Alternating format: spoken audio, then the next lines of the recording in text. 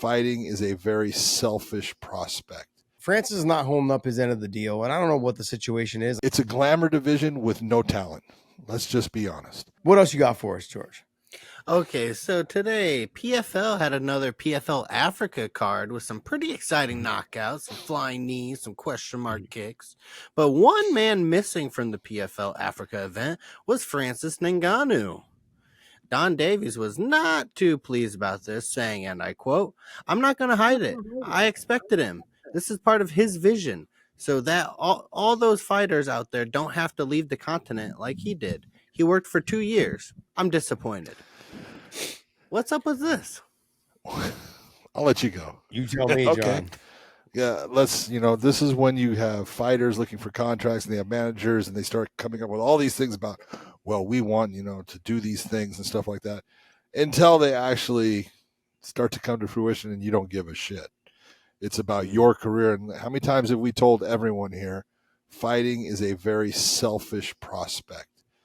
If you are thinking about other people and other things, your career starts to go in the downward trajectory. You have got to be selfish with everything and continue to get better, and you can't worry about other fighters and all that stuff. And that's where Francis is basically at if he's going to continue to fight. I'm being honest when I look at it, and I look at Don Davis and I go, I understand why you feel the way you feel. I'm not saying that you shouldn't, but this should be the start of you realizing that, you know what, the heavyweights are it's a glamour division with no talent. Let's just be honest. Okay? Why do you have it? You have the ability to put in a flyweight division. You finally put in the bantamweights. Way to go. That was a smart thing. You've got some really good talented people in that. Open up the 125-pound division. Take the heavyweights, get rid of it. The UFC's, look at be honest, their whole lineup, it's just not that good. You can take a look at, the PFL's lineup. Yes, Francis is a good fighter. Yes, Vadim is a good fighter. Okay, you got a couple in there. You got, Moldavsky is good. Goltsov just got beat by a light heavyweight in, when you're looking at Corey Anderson and stuff, it's like, get rid of it. All it does is cost you way more money than it's worth for your promotion. Get rid of the heavyweights, put in all the other weight classes, have 125, 35, 45, 55. You'll have it all the way to 205, and you don't need the heavyweights because they're not doing anything for you. And Francis is not doing anything as far as, what he was supposedly contracted for. I just look at it and, you're putting on good fights. That's the thing that you should be worried about. Right now, you got into a position where you got rid of the ridiculous point system that was there, where you had fighters who were winning a fight, getting 6 points, and then going and losing their next fight, but actually making the playoffs because of the point things. So you had a fighter that was beating them, going home, and they were going forward. No one understood it. No one liked it. Now you have it the way it's supposed to be. You win. You move forward. People are watching. Your fighters are putting on great fights right now. The ones in Africa had a couple of huge knockouts, the question mark kick. And it's not only that it was a beautiful knockout, it was the setup of it. He threw a leg kick. You see the guy reach down for the leg as he's trying to catch it. And the guy says, "Oh, you want to reach your hand down there? Here." And he fakes, brings it up as a question mark kick.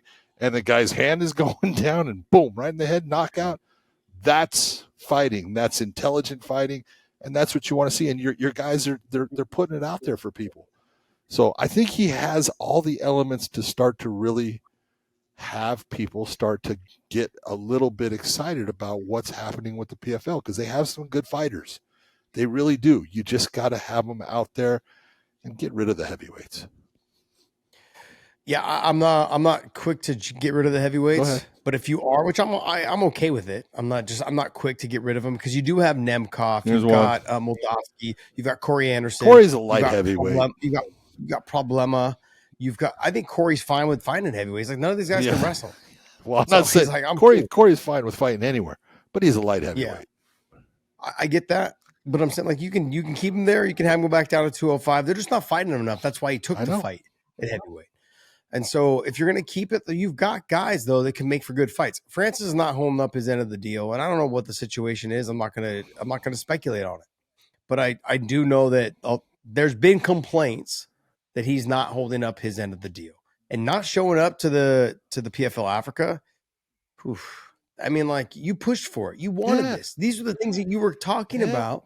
And I guess I'm going to go to this though. Did the UFC do themselves a favor by letting him go? That's really what it comes down to now. Like, we were all on the Francis Ngannou bandwagon. Look, Francis is a great person. He's a great guy. You know, if anyone meets Francis and they talk with Francis, Francis is such a nice human being. He's a good person. But again, Josh, fighting, you have to be selfish. And you can't just be going and doing all these things and running, you know, I'm going to help run the promotion in Africa and stuff. Not while you're fighting. Those are the things you do when you retire. No, I agree. Now, I'm not on board with starting the 125s. I'm not on board on that. I don't think it's there. There's that portion. But I will say this though. I would like to see, just so we can, because there's plenty of them available. Why wouldn't they not just be the first promotion to go 165, 175? Well, they could. They should. Because you've got enough talent there to have those weight class, and you know if those fighters are available. I know I don't have to worry about, like, even though the 125 is doing great right now in the UFC, that's probably all the ones in the world. No, it's that's not. It. But I understand what you're saying. You understand what I'm saying? Like, you're going to have to scour, you know, Asia, and you're going to have a whole lot of them.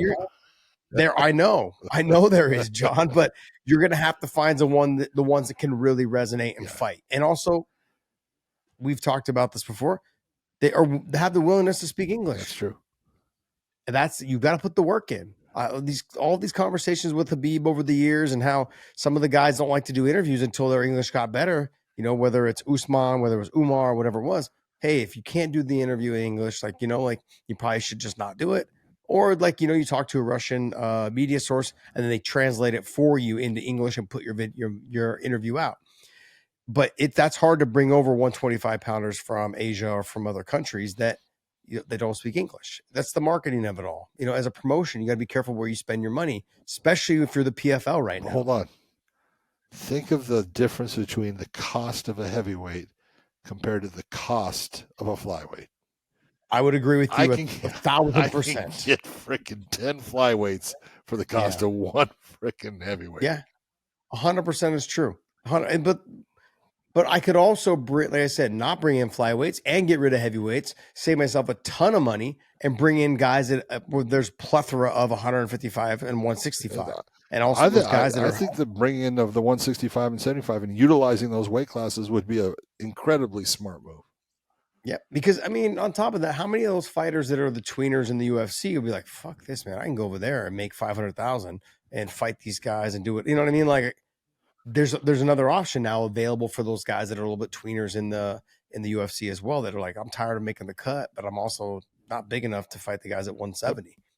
So there's that available. I think that and them being the ones that lead the way in starting that 165 pound weight class would be huge. Gives the media something to talk about, keep them in the spotlight. Don Davis, I'm going to tell him, if I was to say something to him, I would say the same thing I just said about the coaches. Stay away from the interviews. Just don't do them. He's been on our podcast. We've had conversations with him. You're not doing yourself any favors, because every time you say something, I understand what you said about the Francis thing. I kind of did. That's okay. That's 100% okay. Yeah, we started the PFL Africa because we worked with you, and this was a deal that we had talked about doing. You were adamant about it. This was your goal. But we're doing it, and you're not here. That does bother me. That being said, everything else, stop comparing yourself to the UFC. You guys are. I was one of the guys that said, you're running this shit into the ground. You're destroying what's going on. You guys brought over all the best fighters from Bellator. You have all the best fighters from the PFL. Match them up and let's see the best fights win. That's it. It wasn't that difficult, but you seem to fuck it up. That's what I said. You know, it was very. But you're such a nice human being. But you think that's what he wants to do? No, but that was the truth. That was the truth. Well, hold John. on. There's other people involved in this too. He fumbled the bag. Okay, he fumbled I know the bag. it wasn't. Yeah, he fumbled the bag. But you're the one that's out there on the microphone doing interviews, talking it up. You're that guy. So everyone's going to look at you and be like, "Hey, you're that guy." You know, you're the one that said that you're going to do this, you're going to do that, you're going to do this. No. People just want to see the best fights. Fighting is not complicated. It's like let's not make it over. Let's not overcomplicate this. Take the best fight and the two best fighters and match them up and see who wins. Stay out of who wins. Just don't care who wins. These two guys, I want to see it. Let's watch them fight. Let the fans love it. And if you continue to do that and you got rid of all that mumbo jumbo with the points and all that shit, now your tournaments, people are tuning in. People want to watch because the best fighter moves on. It's easy. All we want to see is doesn't take a lot fights. to understand it. Oh, that guy's going to fight that guy next. We just want to see the two best fighters fight and the best fighter move on. Okay, or the two best fighters fight and the one walks away with the championship. That's all we want to see. Like, why do you think they don't? Fans get pissed off if it's fucking. It could be Israel Adesanya and DDP. If the fight ends in a draw, like this is bullshit. It's rigged. It's this. That's what fans do. But you have to admit, they want. In the year 2025, the PFL has put on some great fights. Absolutely. I'm eating crow, John. I'm eating crow right now. He got rid of all the mumbo jumbo, and now we're seeing the best fighters fight each other, and the best fighter is winning, and we're moving on. They're putting on really fun fights. These fights, I know they're not probably world-class level in terms of like the PFL Africa, but this is their first step towards developing their stars in that in that country. And I'm all for it. This and the highlight reel knockouts. As long as the competition is level, it's great. Absolutely. So I always saw the two fights they showed the highlights on. I'm going to go back through and watch this card, and we'll talk a little bit more about it on probably Tuesday, hopefully when you're back home. And then, but yeah, I just think overall, I'm excited to see them cut the bullshit, and now we have real fights. I feel like a real promotion is starting to develop right now. So they just got to get it together. You know, I know that Pete Murray, whatever, is I guess handling the UK market now or something over there. Whereas, they brought in this guy who's now like the guy that works right underneath Don Davis. I can't remember his name. Yeah, so he's like the new CEO. What he is though is, I believe he used to work for Warner Brothers or Disney. He used to work for one of them, Warner Turner. Well, I want to say Turner Broadcasting. Turner Brock, yeah, he used to work for one. So for me, that tells me that they're looking to either renegotiate their TV deal with ESPN, I would think, or they're looking to try to find themselves another platform they could call their own. And that makes sense. Where can we go and get paid to bring in stuff so that people they only think about us when they go there? That's the smart move. The other smart move, I thought, they've used Thursday night. I think Thursday night is a great night to put on your fights. We used to just scream from the fucking rooftops to Bellator. Stay on Thursday night. Stay there. CBS Sports Thursday night. Stay there. I know we probably would have lost some views during, football season on Thursday night football, but let's not pretend like Thursday night football is fucking the world-class football. It's the worst teams normally on Thursday nights. They do that shit on purpose. Right. But so we're not really, we're still competing. Sure. But like different sports, different CBS on Thursday night, CBS Sports on Thursday nights was a fucking home run for us. We could have built it up from there. We screamed from the rooftops. I think if PFL goes Thursday nights, they stay there Thursday nights, shit, you're going to get, I think they're going to be able to blow it up. I think they're going to be able to grow the promotion and start to really have a second option for fighters to go to that's realistic, and they're going to want to go there. What? I got to fly in on Sunday? Great. I got to spend the whole weekend with my family, fly in on Sunday, do my fight, be home Friday. Hello? Yeah, be home, fight Thursday night, be home by Friday, enjoy the weekend with my family and my kids. Fighters think that. The production crew thinks that.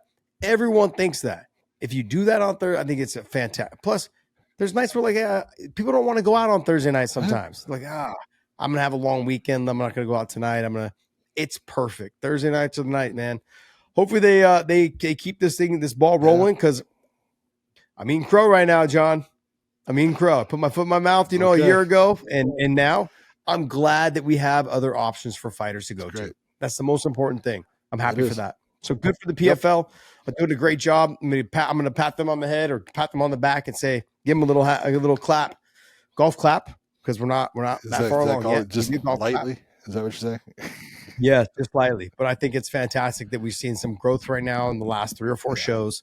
I'm looking forward to seeing where they go from here. Do not start to overcomplicate it because now you're having some success. Please just keep it simple. Keep it simple.